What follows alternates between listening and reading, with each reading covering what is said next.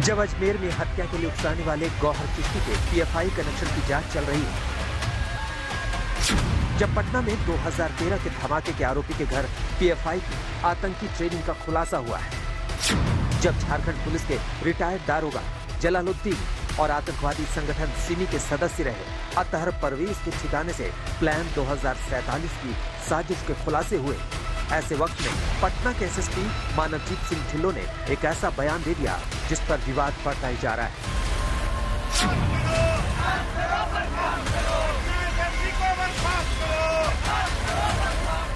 एक तरफ से VHP, Bajrang Dal, BJP SSP के बयान का विरोध कर रही है, उनकी बर्खास्तगी की मांग कर रही है, तो दूसरी तरफ से आरजेडी और जीतन राम मांझी की पार्टी एसएसपी का बचाव कर रही है।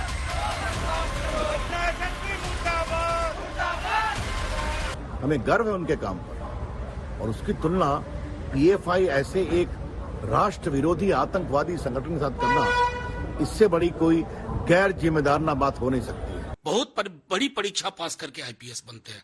आप चाहते हो कि उनको हड़का करके, धमका करके, उनको एक तरह से ये कह दो कि जो हम कहें हमारी जय जयकार, साहब तेरे सुबह की जय, साहब तेरे शाम की जय के अलावा कुछ ना हो। राष्ट्रीय स्वयं सेवक संघ राष्ट्रभक्ति की एक बहुत बड़ी, हम कह सकते हैं कि अनुशासित संगठन, और उसके बारे में इस प्रकार से आतंकवादी संगठन से तुलना करना ये अत्यंत ही दुर्भाग्यपूर्ण है और बहुत ही निंदनीय है।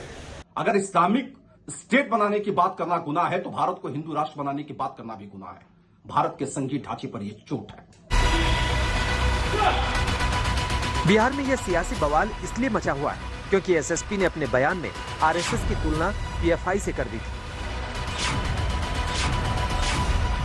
इसका जो मॉडस था कि ये लोग जैसे शाखा होती है, आरएसएस अपनी शाखा ऑर्गेनाइज करते हैं और लाठी की ट्रेनिंग देते हैं, उसी तरह से ये लोग शारीरिक प्रशिक्षण, फिजिकल एजुकेशन के नाम से लोग अपने यूथ्स को बुला के और उनको प्रशिक्षण दे रहे थे, और उसी के साथ ही जो अपना एजेंडा है और प्रोपेगेंडा है उनके माध्यम से यूथ्स को ब्रेन वॉश करने का काम कर रहे थे।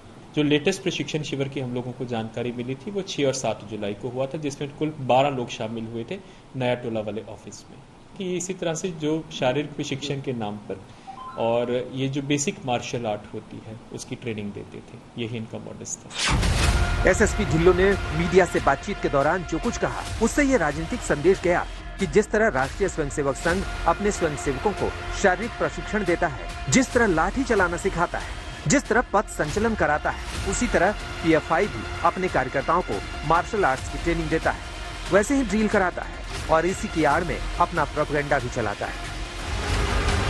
दो संगठनों की ऐसी तुलना को लेकर जब राजनीतिक विवाद बढ़ा तो बिहार पुलिस की ओर से एसएसपी ढिल्लों से जवाब तलब कर लिया गया, लेकिन इसी बीच एसएसपी ढिल्लों की तरफ से दावा किया गया कि उनका बयान अपना नहीं था, बल्कि उसमें आरोपियों की पूछताछ से निकले ब्यौरे का जिक्र था। हमने वही कहा जो दस्तावेजों में लिखा था और पूछताछ के दौरान आरोपी ने कहा था। जब आरोपियों से उनके काम करने के तरीके के बारे में पूछा गया तो उन्होंने कहा कि जैसे अन्य संगठन अपने लोगों को शारीरिक रूप से स्वस्थ बनाए रखने के नाम पर प्रशिक्षण देते हैं, वो भी ऐसा ही करते हैं। 2009 के बिहार कैडर के आईपीएस मानवजीत सिंह ढिल्लों को सख्त छवि का पुलिस अफसर माना जाता रहा है।